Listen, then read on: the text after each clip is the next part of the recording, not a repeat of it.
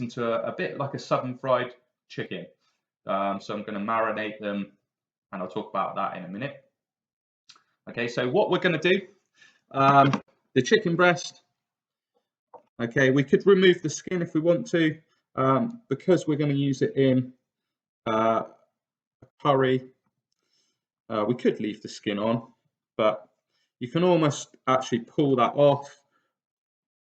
A little bit of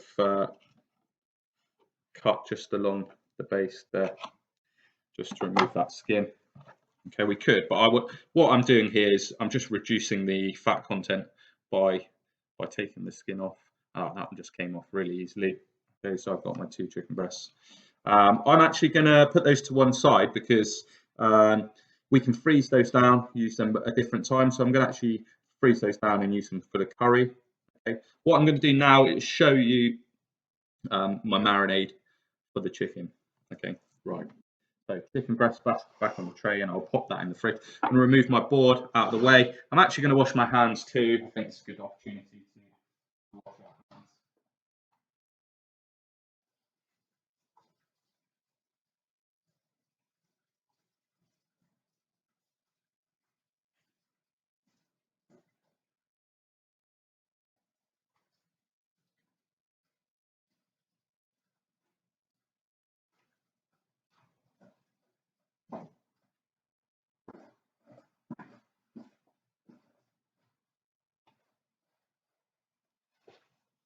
Okay, so wash the hands, make sure they're dry. So in order to make our southern fried chicken, we're going to need a glass bowl or a plastic bowl. It doesn't have to be glass, or a container. It could be a dish. And in that, the recipe calls for 300 mils of buttermilk. Now, I've actually, I couldn't get buttermilk. It's not always that easy to get hold of. I mean, I probably could have, but what I decided to use was some natural yogurt. Okay, show that under the visualizer, some natural yogurt, and also just some whole milk. So I did 200 mils of yogurt and 100 mils of milk there. And just mix those two together.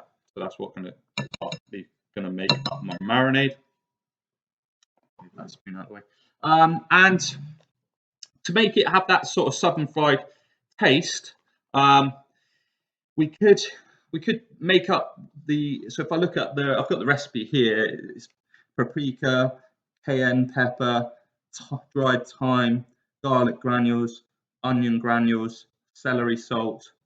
So it's quite a lot of things going into it. So what I decided to do was to buy a fajita mix. Essentially, this is one from Lidl's, nice and cheap, less than £1. Okay, it's got lots of those spices already in there. So if I read the ingredients there, we've got paprika, cumin, cayenne pepper, a little bit of some herbs as well, basil, parsley, lemon powder, celery, garlic extract. So it's actually got most of those things in anyway. So just to save money, really, I'm just going to use that instead. So what I'm going to do, I've got a packet here, 30-gram packet. I'm going to place half of that mix into. So I've got half in there, half. I'll keep the other half for the time being. And I'm going to give that a mix. That smells really nice. I smell that on the camera. And I can also add a little bit of salt and pepper in here as well. So salt, just a pinch of salt, some pepper.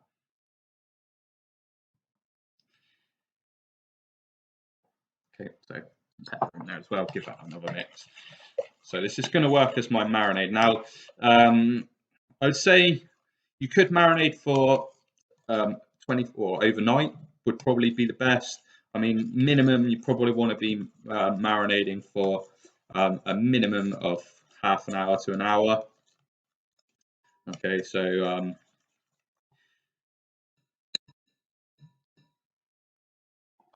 right. So all I'm going to do now is take my chicken pieces and just place them into my marinade. So minus the chicken breast. So I'm going to keep the breast. Just give them a good marinade in there. Make sure they're covered. Turn them over. Bit messy hands, but it's going to be really nice.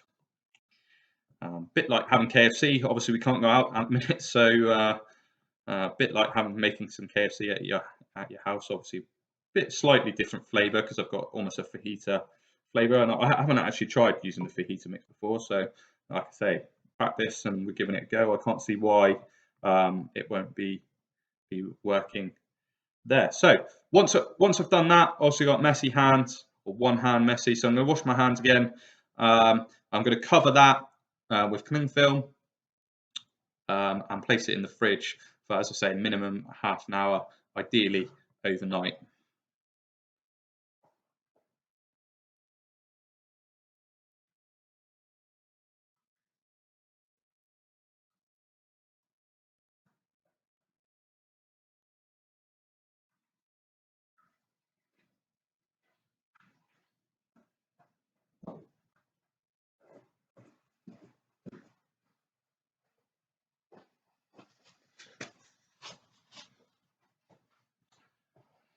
Right then, so I'll cover that, place that in the fridge, and then next time you see me, we'll be making that into my southern cooked chicken. It's not southern fried because it's not fried. So I'm cooking it in the oven, healthier. Don't have to use loads of fat. I mean, I could set up a deep fat fryer, but then I've got loads of oil. So I'm just going to oven cook it. Probably, maybe not quite as flavoursome, but definitely a lot healthier. So that's going to go in the fridge. I'll stop the video and see you back when this is time to marinate, and we'll take you into the next stages.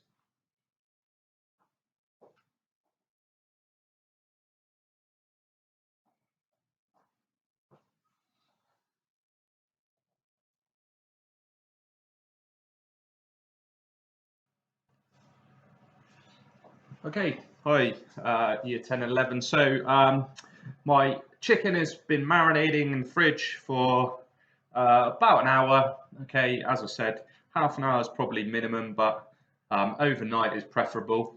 Okay, so I've removed that from the fridge now.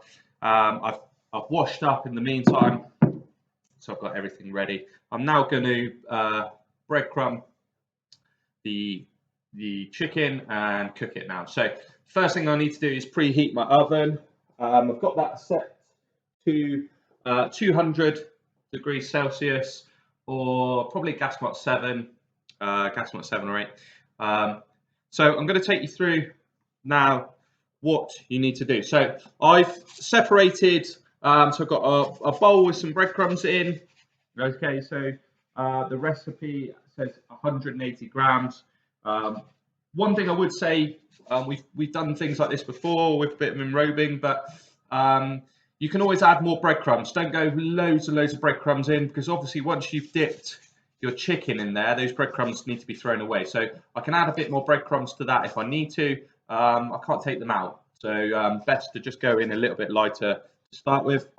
I've got 2 eggs cracked in a bowl, okay, which I'm going to beat together with a fork. So I'll just beat those together quickly, show you under the visualizer. So I beat those till I get one nice consistent color, and that's it with a fork. So nice and easy, no rocket science there. Fork off, and then I've gone for 3 tablespoons of flour, plain flour into a bowl, and a tablespoon there. And I'm going to add the rest of my fajita mix. So adding the rest of that into my flour. Okay, so add the rest of that in there and give that a mix. So we've got a sort of seasoned, spiced mixed flour in there. Dispose of that one, and I'm going to add a little bit of salt, so just a little pinch of salt in there, some pepper in there as well. This one's a bit slow to come out, so hopefully you can see I'm not adding tons and tons, so about half a teaspoon to a teaspoon of each, and then that mix in. So I'll move that spoon out of the way for the time being. I've also got a lined baking tray. Now I've just lined mine, so it needs to be an oven metal baking tray. I'm getting the picture actually so you can see me a bit easier. I keep forgetting that. I'm like, I want to show you on the camera, but then I keep cutting my head off. So lined baking tray, I've gone with tin foil. Baking parchment would be absolutely fine. So line that one, it just makes it a lot easier to clean up after. And I've got myself a red chopping board. So what I'm kind of doing is creating a little bit of a production line. So I've got my chicken in my bowl. I've got my red board. So what I'm going to do first of all is open up my chicken that's been marinating. Have a look at that. Looks pretty good to me. Looks really nice. So what I'm going to do is remove that from the bowl. And what I'm doing here is just tapping it on the side of the bowl to get rid of any excess skin there flapping around. But just tap off the excess because I don't want too much of that sort of yogurt cream milk mix or buttermilk if you're using buttermilk. And I place that on my red board and just going to repeat. That red board has been cleaned, by the way, so I've cleaned that down. We're still all working here with raw ingredients, so and then I've got thigh. Again, tapping off on the side of the bowl, get rid of the excess, don't want too much of that. I've not actually made this with this kind of exact recipe before, so it's going to be a little bit of an experiment for me as well, so we'll see how we get on with that one. So we're just taking the excess off. Obviously that yogurt has had raw chicken in it, so I don't think I need to tell you, do not put that anywhere near your mouth. Okay, so that would obviously probably be washed down the sink and then washed up. I'm going to wash my hands now quickly. I mean, this is going to be pretty messy, but I'm just going to wash my hands in between for a second. You don't have to be washing your hands each go,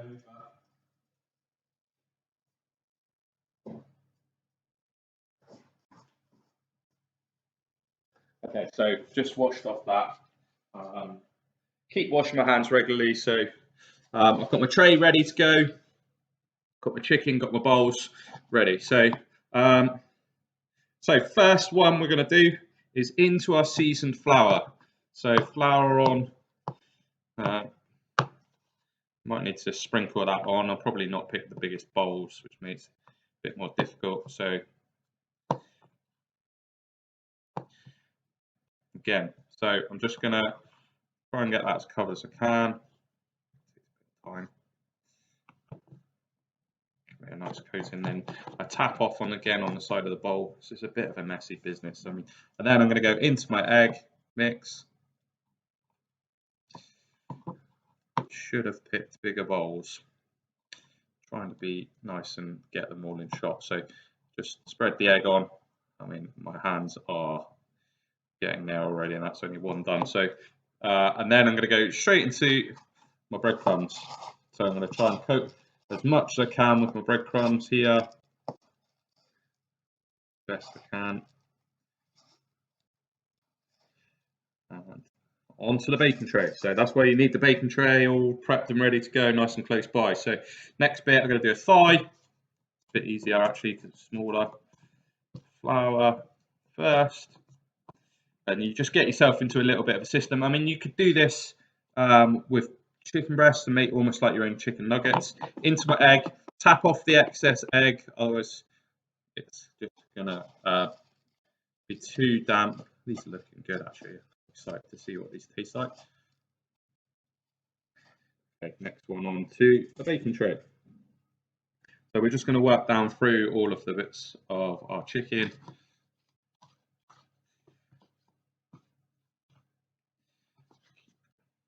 Getting a nice thick layer of flour and breadcrumbs all over my hands.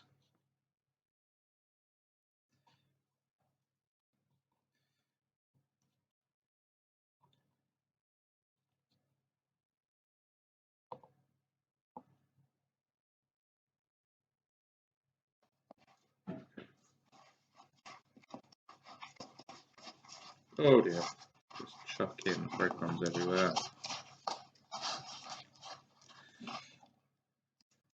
1, 2, 3 to go. Oh. Just chucking flour everywhere. Normally when I'm demoing this in school, I end up throwing it over somebody who stood next to me, which is never a good one. Right, tap the egg off. Those thighs are by a long way the easiest.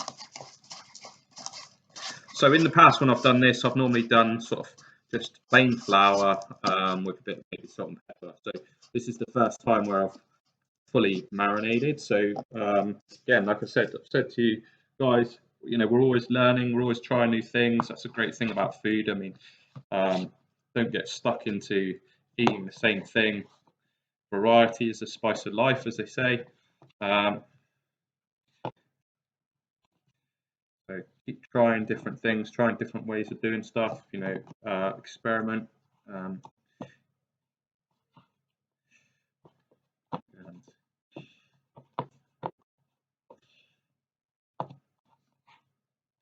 these drumsticks are not the easiest ones to do. So I'm just trying to get as much egg on there as I can. Tap off, my fingers are now caked in. So I'm trying to keep one hand a bit cleaner than the other. But I've run out of breadcrumbs. Look at that, that's a mess. Right, I'm going to wash my hands. Let's go. First of all, get onto the board with the majority of that. I've got half my breadcrumbs there in my hands. So I'm going to have to add some more breadcrumbs in, so I'm going to have to wash my hands. Remember, you can add more breadcrumbs, so it's not a problem.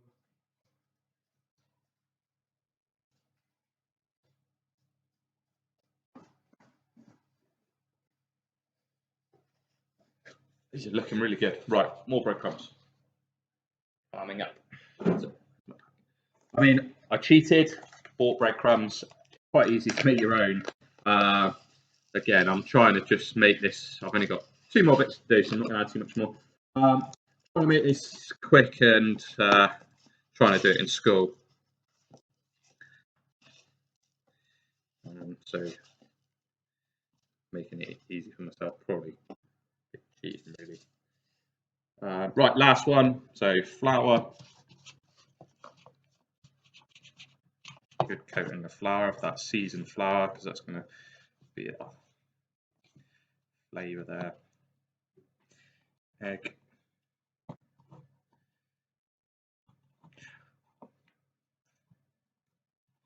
Tap off excess.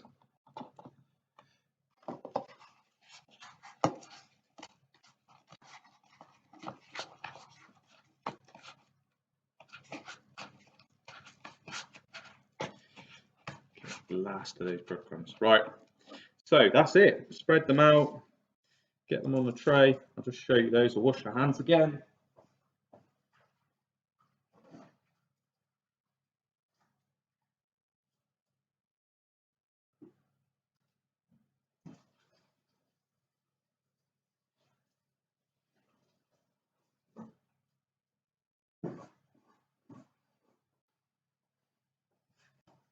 Right, so just give you a quick look at that. I mean, you can see the chaos, the mess that I've created. So I would say this is quite a messy one. So make sure you're clearing up after yourself. What I don't want is your parents to be clearing up after you. I know what some of you are like in school. So make sure you're doing your own washing up and clearing up. So I'm going to get rid of that one quickly. That's going over to the sink. Destiny's wiping down as well. So here they come. So these are our bits of chicken. They're going to cook in the oven for about half an hour to 40 minutes. So I'm going to cut.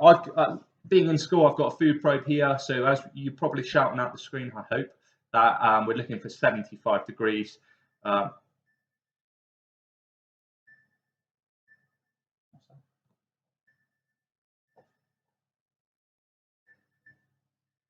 timer's going off, telling me I haven't got that long till I need to pick my son up from school. Yeah, so I'm going to put those in the oven for 40 minutes. Okay, and see what they look like. Obviously, we're cooking on the bone here, so that's going to help keep the chicken nice and moist. But I'm going to be checking those with the food probe to make sure they're done. I'm going to stop the video now. Obviously, I'm going to go and do that clearing up, washing up. You don't need to be watching me. One thing in terms of tips, always washing up. Hot soapy water, as you know. Make sure you're using a cloth. The scrubbing brushes are all right for stubborn bits, but they're not as good as a general dishcloth. And I always start with sort of what I perceive to be the cleanest bits first. I mean, a bit of a difficult one with this because it's quite a messy thing to do, but pick the cleaner bits of equipment to wash first. Otherwise, you need to just keep changing your water, but make sure that water's nice and hot. And get these in the oven, and I'll show you them when they're done.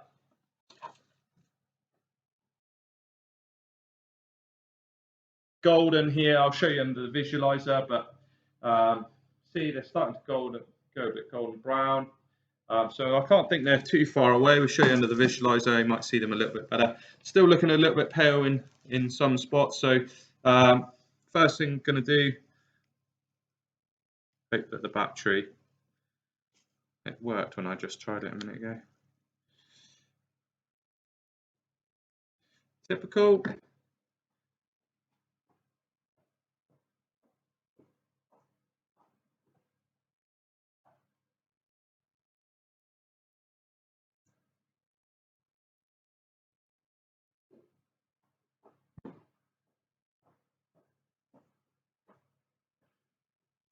Okay, he's back. So don't know how well you can see that. We're reading 21 degrees room temperature. So we're going to go into the chicken here, right into the middle, but not through to the tray.